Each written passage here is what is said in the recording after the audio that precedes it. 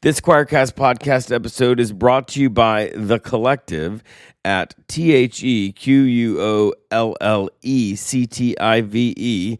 The Collective is a bold, independent media hub committed to truth, justice, and calling fascism what it is. While other outlets bend the knee to Christian nationalism and corporate dollars, The Collective stands tall, queer, loud, and unbought. And you can find my articles there as well. Right now, you can get 20% off a yearly subscription using our exclusive promo code UNBELIEF. That's UNBELIEF. Unbelief.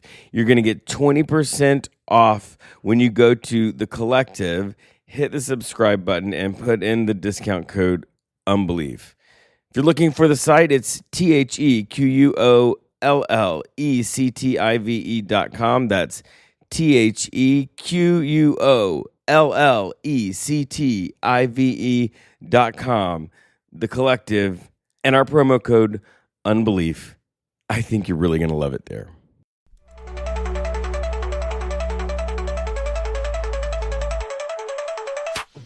Welcome to the Unbelief Podcast, your journey, actually our journey together beyond inherited beliefs to a spirituality that works for you.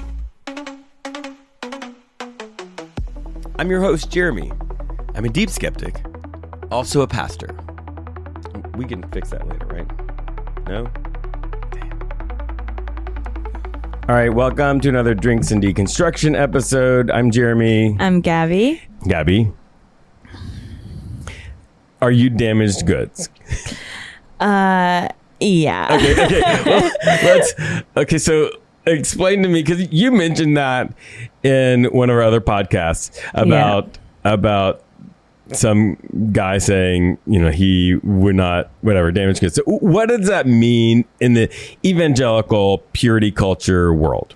That you're not a virgin. You're not pure anymore. Right. Yeah. Which is like, I don't know. It's so insane to me that that is like its own, like, I don't know. We're going to get to virginity in another episode. Yeah. But like this idea that like once you have sex, you're damaged goods, like, that's crazy. So, like, because basically, what I was taught, what you were taught, was that the only option for a Christian was abstinence. Yes. Right? That's it. Yeah, you can't do anything else. There are zero other options. Yeah. So then, I know that I had a friend. We were in a Christian band together, like at the height of Christian, like pop music, like DC Talk, Newsboys, before they were doing worship music. And we had a Christian grunge band because also I'm old and Kurt Cobain. So at one point, he was dating somebody, he had sex, and we had a whole conversation about whether or not we needed to break up as a band because he had sex. His youth pastor told him that he needed to step down from leadership. Yeah. Fast, pray, and then he needed to, and this was the next thing, he needed to pray that he would be a virgin again. Oh, so he was a born again virgin, or? We took like a 2-week break off of doing gigs, but like that's what. At one point he said, "Okay, I'm done with all the stuff." Did you ever experience all of that stuff about born again virgins and that kind of stuff? I mean, I was a born again virgin. Okay. Yeah. Do you mind telling that story? I mean, yeah. So when I was in college, like I really liked someone. We struggled for so long. Like he was Hindu. So, I was like, oh, he said he was waiting until marriage too. I said, great, this is going to work out perfectly because so am I. Yeah. And, I guess whatever. I was trying. I just really liked him, and so with liking someone, you start to hug and then kiss, and then all the other stuff that comes after that. And so, Right. And it was like back and forth for a while, but whatever. So we had sex, and so then I was like, okay. I was at church. Like when that happened, Yeah. was that a really great first experience for you, or like was it the thing that you were like riddled with guilt? And No, it was awful. That was Yeah. the first time I had sex. I was crying after, Yeah. and I was like, and I didn't even want to. I remember I was like, I kept saying no until I just stopped saying no. So take that for what you want. I was not happy about it, and I actually remember telling my pastor, like at the time in college, like this is what happened. Like I kept saying no, and he just kept pressuring me or whatever. And he was like, well, it takes two to tango. That was his Oh my response to gosh. me. Yeah. So that in itself, whatever. But I remember being at church the next day, crying just at the altar. Every Sunday I'd go to the altar, I'd be weeping. I just felt really guilty. Like I shouldn't have done this. Like this is Right. wrong. And so then I decided, all right, like I think we ended up breaking up, and I was like, that's it. I'm done. And I was a born again virgin for years after we. Well, how do you become? So for people who didn't grow up, like what is a born again virgin? How do you become that? Honestly, I think Christians just decide like, okay, I'm going to wait. I think the whole premise is that you had sex, you recognize, you repented for it. So if you repent, it's all good. And then you decide you're going to re-wait till marriage. Right. So I was re-waiting till marriage. Yeah. So, and I think this is interesting. Well, let's talk about like the whole abstinence only thing. Right? Because it's not just like don't have sex. There's a whole teaching that goes along with that to like figure out how you don't do that. Because it is human, right? Like all sexuality, all of that stuff is just part of being human. And so like basically how do you stop yourself from like what happens naturally? So do you remember any of that teaching? Like what was said to you? Yeah, I mean, I just remember being at Bible study and them talking about how important it is to be pure and like, we need to, because we're the bride of Christ, right? And so we need to really honor our own bodies, like not sin against our own bodies, and just try your best to wait till marriage and like don't engage in any type, but that wasn't just sex, like don't even engage in any self-pleasure or anything, right? Remain pure. With that, it meant like don't have male friends because that could be a temptation, right? Like don't be in a room alone with a guy, or all these things. Like even if you had a boyfriend, you couldn't be in a room with a closed door, like or you had to have an accountability partner. So there's all these things in place so that you were try to remain abstinent before marriage. Right. So at least that was for, I don't know if you had something different. I grew up, for sure. I've got lots of moments of this, but I remember one specifically when I was in middle school, and we had this person come. I went to public school. We had a person come to the public school to talk about sex. Okay. Like everybody gets in the gym. It's awkward. Some guys talking to you, and it turns out the guy was paid for by the Southern Baptist Church that my friend went to, and he was just scared everybody about STIs, about breaking your heart and all this kind of stuff, and eventually we get to the end, and it's you should. The only way, he said, the only way to make sure you don't get one of these really scary STDs is to not have sex. Yeah. The only way to ensure you're not going to make someone pregnant is to not have sex. Yeah. But that was it. And then the youth pastor came up on stage for that Baptist church and said, hey, he's going to talk to us again tonight at our church, and it's free pizza, right? Ooh, and free pizza. Right? And so like, you're speaking my language now. I mean, like the only thing that would be better for me is if it's free hot dogs. I really have a hot dog eating problem. Yeah. Anyway, but I think maybe that would have been too phallic for the sex education. I don't know. Anyway, so I go to my friend's church, and the guy is there. Yeah. And he's actually going to be the closer, right? We play games, we have pizza, and then they separate the guys and the girls. Okay. Now, I don't know what the girls were told. I am assuming it was stuff that we were told, plus all of the patriarchal, modesty, yeah. all of that stuff. So we go, and basically the big moment of this was there was this big whiteboard, and on one side the guy started with like hugging, right? Oh. And then kissing. What do you mean on the whiteboard? Like he wrote it like on the board? He wrote it. It's like a timeline. Oh, okay. He's drawing a line. He has a line, and he goes hugging, kissing, and like goes through. And he said he has something. He has something called heavy petting. Heavy petting? Heavy petting? Yes.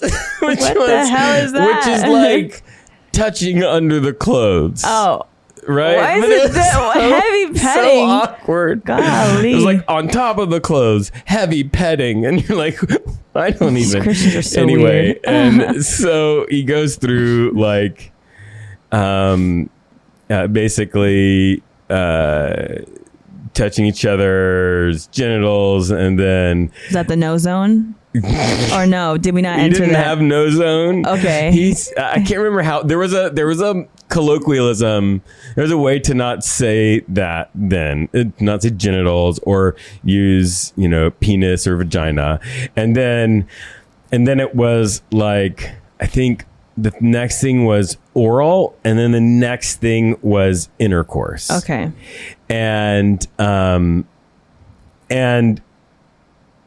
so he talks about, so he's gone through all of this stuff, and then he uses, he says like the Bible is really clear that intercourse is off limits. Okay. Right? Mm-hmm. And he says the Bible is not clear on the rest of it because it uses this, he says it calls it sexual immorality. Okay. He's like, but if you have intercourse, you are not a virgin. And a lot of people think if you have oral, you're not a virgin. He's like, but, and then he uses the slippery slope fallacy. So slippery slope fallacy is like, the other way it's used is like, if you smoke something recreationally, that you are going to end up with injectable hard drugs. Right? Because it's like a slippery slope. One thing gradually leads to another. And so like you don't do the first thing. Right. Right? And so that's what he said. It's a slippery slope. You're dating somebody, you're going to hug them, and of course you're going to kiss them, and of course you're going to like, and you go all the way down, and then you're going to have sex. So like he said, what you have to do is you have to draw a line on this timeline. And he says anything, and you're going to say like, you feel like anything after that is a sin. And, and he said, and you need to figure out like, where could you stop? Yeah. So we all are supposed to draw a line in our heads. And I think mine was French kissing. Okay. Like that was as far as I could go. Yeah. And as I've reflected on it, like that's really the guilt line. Yeah. Right? Like I'm not going to feel guilty until there. Then I'm going to feel extreme guilt and shame. Yeah. All the way from there to wherever I end up. And then this time we just signed a purity pledge that we were going to remain virgins until we were married. I've got a whole crazy story about that in my book, but that's where we were. And it was like heavy fear, heavy guilt. Yeah. Like, and also like STI boogeyman. Oh, man. Right? Like you are going to die of AIDS if you ever touch somebody's no parts. Yeah. Right? Yeah. So, and what I found was like, that was the guilt line. After that, I felt really bad and ashamed and I wanted to hide. And yeah, I didn't want to go to church. I didn't think God loves me. Like all of these things, as soon as I crossed that arbitrary line that I marked when I was in middle school. Yeah. Yeah. That's terrible. Yeah.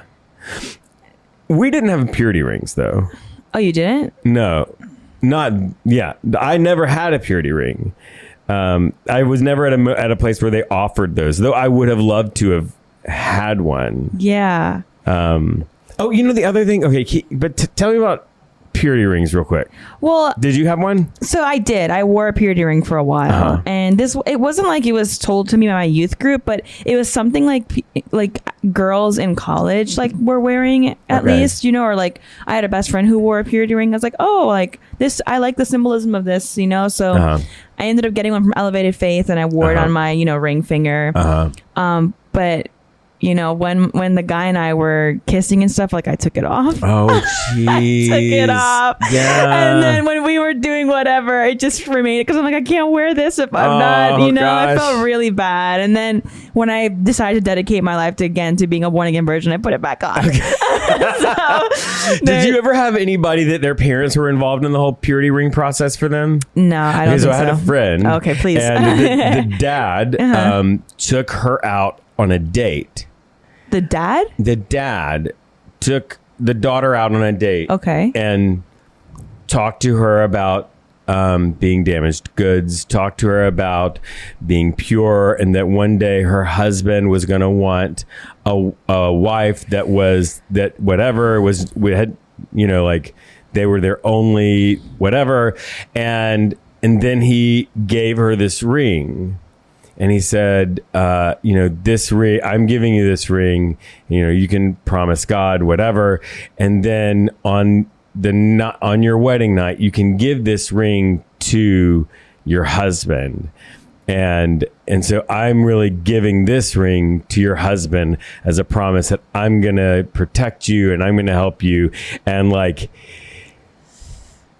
yeah, I don't like that. No bueno. Yeah, and it's also the dad doing, you know. I don't like that. There's this really heteronormative, patriarchal undertones because, like, they separated the boys and the girls, right? But like, I'm not straight, right? Like, there were other people who were not straight in the room. Right. And so like, it was like, don't be around girls and like, but like boys, it was just like automatically assumed. Right. Like it was the anti-homosexual, anti-whatever was so deeply ingrained in most of these churches that they don't even consider that. Yeah. And I think at one point he made a joke. The pastor? Right. That it was like, don't be alone with girls, whatever. And he's like, but, or guys, like it was ridiculous to even consider that. God, the homophobia is crazy. I know, it's so insane. Yeah. And so what's interesting to me is there's been a lot of studies done on purity culture, purity rings, purity pledges. Yeah. And it doesn't correlate with a delay in first sexual encounter. However, there is a strong correlation with whether or not someone will use protection in that first. You're making faces right now. Because yes, this is the problem because, okay, we're told you can't engage in this. Right. So when you start kissing and things progress, you're not ready and you don't have protection with you. Right. People end up pregnant. Yes. Like this is literally, I had a friend in college. she was super Christian. Right. Her and her person, like typical, we're waiting till marriage. Right. Of course, you start hanging out, you start cuddling, whatever happens. They didn't have protection. She got pregnant. Yeah. And it's just like, had we literally talked about, contraception is what it's called, right? Contraceptives, then had you had a condom with you or had you had whatever, then you probably, of course she loves her child now, but like it was at first an unwanted pregnancy, So it's just like, I feel like, and I was someone who also believed in harm reduction, which was kind of radical for a Christian. Right. I was like, if people are gonna have sex, give them condoms, right? If people are gonna do other stuff, give them a way to do it in a protective manner, so they're not harming themselves. Right. And like, we were told in the guys group, don't go buy condoms because that is planning to sin. Yeah. Right? Yeah. No. So, I mean, like, it's the worst. It's the actual worst. Which is so funny you said that, because it was the same thing. Like, if you went to go actively buy some sort of contraception, then you, like, the sin always starts right with your mind, right? Yeah, You've let it. This is a scripture, I think, in James. It talks about if you let the sin fester, then it brings upon death or something. I have to find it. But I remember I'm like, okay, when I was having sex with this guy, I was like, okay, I can't go buy condoms. So we would go to the free events on campus. I would give out condoms for free. Oh, really? And I would just be like, well, if they're giving them out, like, I didn't buy them. They gave them to me. It doesn't count. Yeah. Oh my gosh. So, the other thing that's really frustrating is that like a lot of people in my world thought of that as sex ed. Yeah. Right. And in fact, they would send their kids to that and they would not allow them to do it in public schools. So, which means like you don't know your body. You don't know what's happening. You don't know about puberty and like what to expect. And like wet dreams is like a thing for guys that is very normal. And it was, you didn't know what to do. And was that sinning in your dreams? And like, it was a whole thing that like, luckily my parents were not that, like, I went to sex ed in school and like had all of that, but there were a lot of people who didn't. And when you don't, so this purity culture, like, it's not the abstinence only education and the purity rings. It completely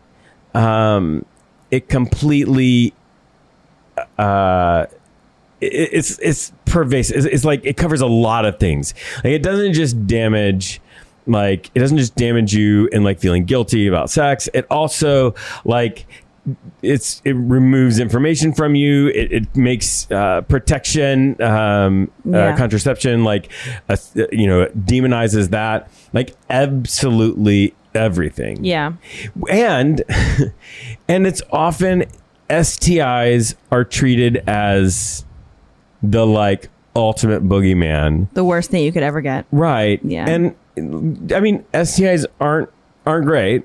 Yeah. But a lot of them are very treatable. They are. Like you take some antibiotics or like whatever. And we weren't told that. Yeah. Like you told you would die. If you got chlamydia, you were going to die of chlamydia. Yeah. Right. Well, you're going to die. Well, chlamydia was going to lead you straight to AIDS. Right. Right.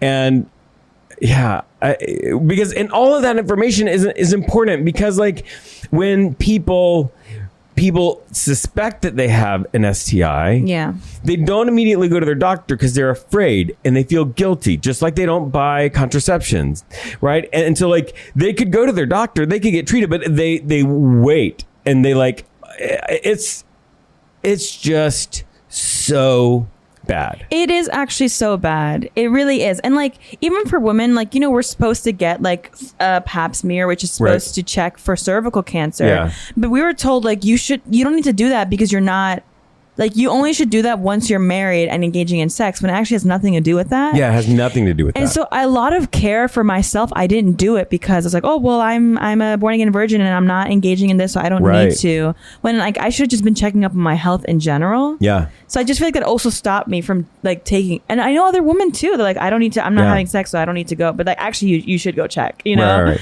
And guys were like, it was like, don't touch yourself. Yeah. Right. Oh, which is and like At one point, somebody even talked about like in the shower, don't spend a lot of time, which it's crazy because like there are guys who were not circumcised. And like, I remember hearing a story of a guy who said like, I didn't clean myself properly because I was afraid it was going to cause me to sin.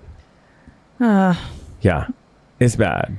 Yeah. And it's based and Bible. Oh yeah. Right? And the Bible. Yeah.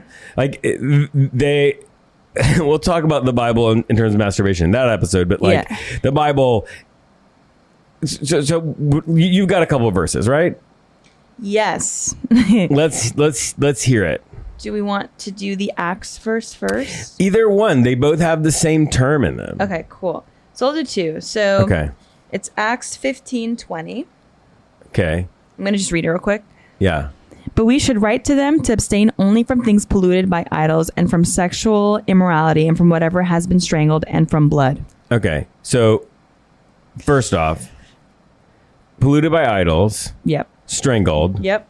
And blood. Yes. Those things describe worship practices for other religions, right? They would strangle this meat. They would eat meat with blood in it. They would drink the blood of animals, and they had idols, right? All of which is prohibited in Judaism. Yeah. Right? Because let's remember, this isn't Christianity. Right. This is Judaism.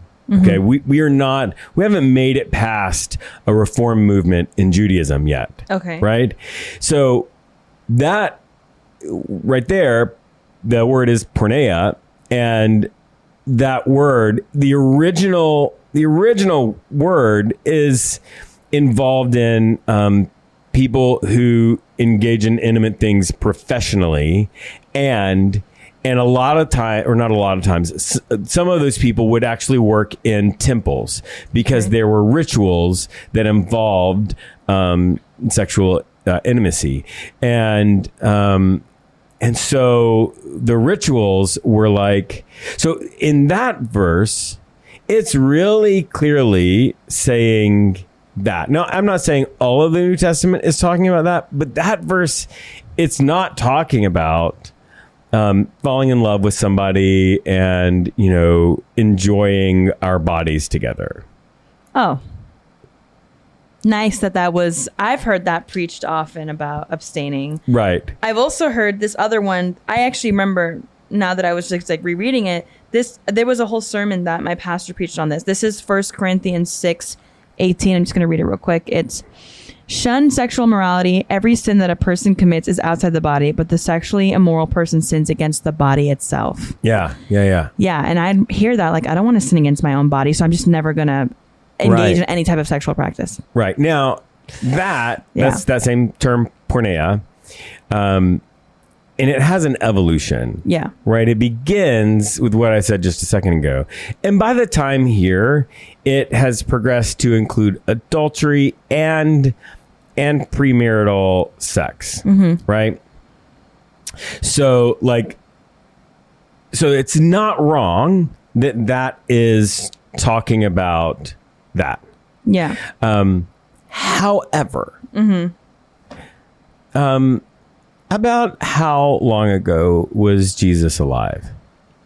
Wasn't it like 2,000 years ago? Right. That's okay. So we're talking time. about a culture that is 2,000 years old. Yeah. Right. Like if you just think about like American culture, you go back to like the 1950s. Right. Right. You just go back 70 years. It is radically different in what people believed and understood about sexuality, about marriage, right? If you go back then to like the Victorian era, if you go back to the Middle Ages, like you keep going back and it gets farther and farther from what today. Yeah. And today, in general, I think in culture in the United States of America is, tell me if I'm wrong, it is two people are in love with each other. We're talking about marriage. Are in love with each other. They share their bodies and physical pleasure in different ways, but it's mutual, right? Like it's not one-sided. The goal is for each person to experience pleasure. Right. And that relationship is a mutual relationship. It's a give and take. Right. People will say like 50-50, but of course not exact. That's just a metaphor for like actual mutual care and understanding. Yeah. Right? That is nothing like this culture. At all. And if you go back in the Old Testament, because people will pick out verses in the Old Testament of like not having sex. The Old Testament, virginity was only something that mattered for women. Yeah. And here's the wild thing, like it only mattered for women. And so if the only time a man could have a problem, so he could sleep with anybody, and the only problem was if he slept with another man's wife. Or sorry, if he took the virginity of another man's fiance or whatever, he had to pay him. Right. Okay. Because that culture, it was a bride price. Right. There was no mutuality, right? There was nothing like that. And those ideas continue into the New Testament, right? Where it's the man and the woman is subservient to the man and her pleasure is not cared about. Right. Right. And she, in a lot of places, can't own much property, if any, and there's just a lot of problems. If a man is not in her life, she is a huge risk that she will end up destitute on the street, that kind of thing. Yeah. Right. And that is a very different culture. Yeah. And the idea of bringing the culture from 2,000 years ago around sex and marriage and dating and all that stuff into today, it's a ridiculous idea. It really is. Just on the face of it, clearly it's not. Yeah. It's not helpful. It's not. And we also have science now and Right. have research where we have been able Psychology. to learn more about how the human body works, about how society works. We've advanced so much. So I don't understand why these things would also not advance with us. Right. So you've clearly let go of a lot of this, deconstructed a lot of this. Yeah. How did you go through that? How did you process that? Process just stuff around sex or Yeah, about abstinence and all of that specifically. How did you get to a place where you don't feel that way anymore? Yeah, I mean, honestly, it was a lot of conversation with my partner about just hey, this is something that's natural, and this is something that's very healthy. I also read a lot of books, which has helped me. There's actually a book called Come As You Are. I actually don't know if you know it, but my therapist recommended it to me about just healthy sex life practices and right. So she recommended this to me when I first started deconstructing, and I think the second page had a diagram of a vagina, and I got freaked out. I closed the book, but I am actually now I'm starting to read it again. So it's a lot of just reading books, engaging in our not church community. Honestly, just hearing other people's stories and about they've been able to now engage in healthy sex practices. I think I feel a bit better about it because I have a community. I know other people are kind of going through this similar thing that I'm going through, where they had all these things, but now they've moved forward and are finding healthy practices. Yeah. So it was just maybe a lot of reading people's stories, having conversations, and talking to my partner about it, and seeing a different perspective. Yeah. And so for me, I think. I've done a lot of research. I ended up at one point writing a curriculum, and I feel the other thing that what I was not taught was in the abstinence-only thing was about the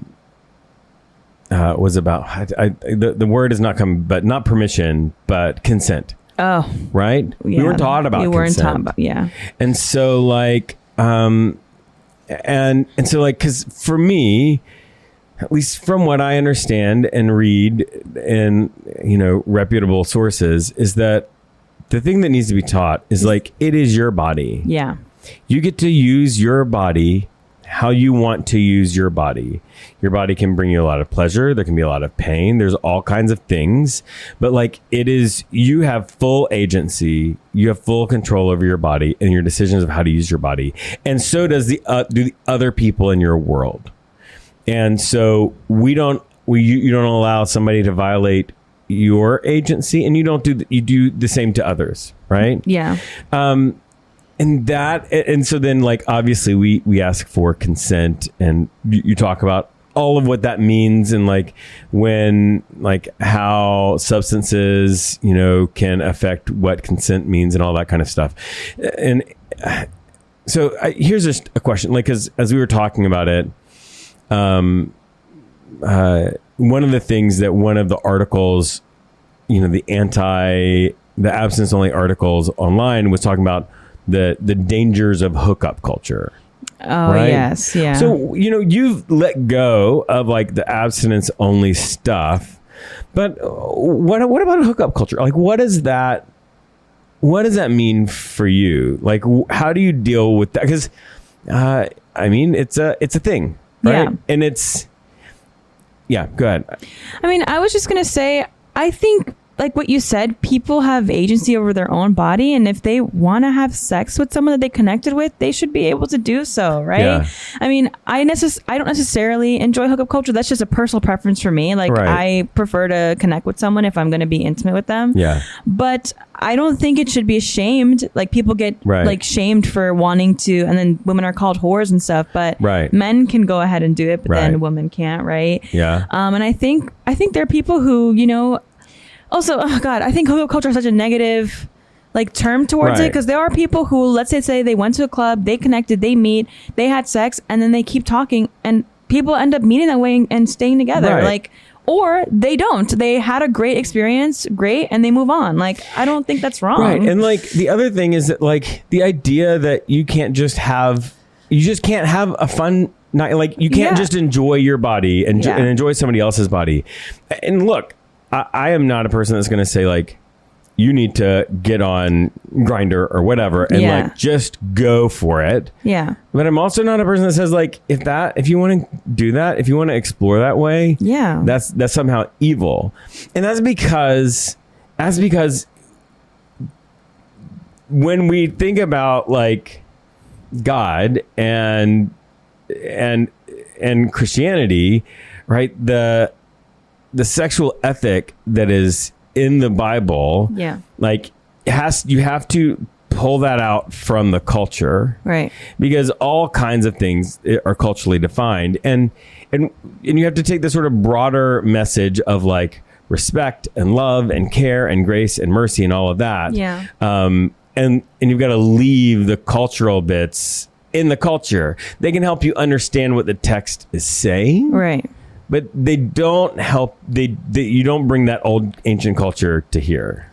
No, yeah, I agree. And I just thought maybe that's why because in church or in youth group or whatever group I was part of, we never talked about consent. But if you have two consenting adults that are willing to engage in sex, then it should be fine. Right. But maybe they don't talk about consent because they don't want you to know that you actually can choose what you want to do with your body, right? Yeah. Oh, do you want to respond to a comment? Yeah, let's do that. Let's respond to a comment. All right. Okay, here's the comment. If you love anything more than you love God, even your own life, you're not worthy of the first redirection.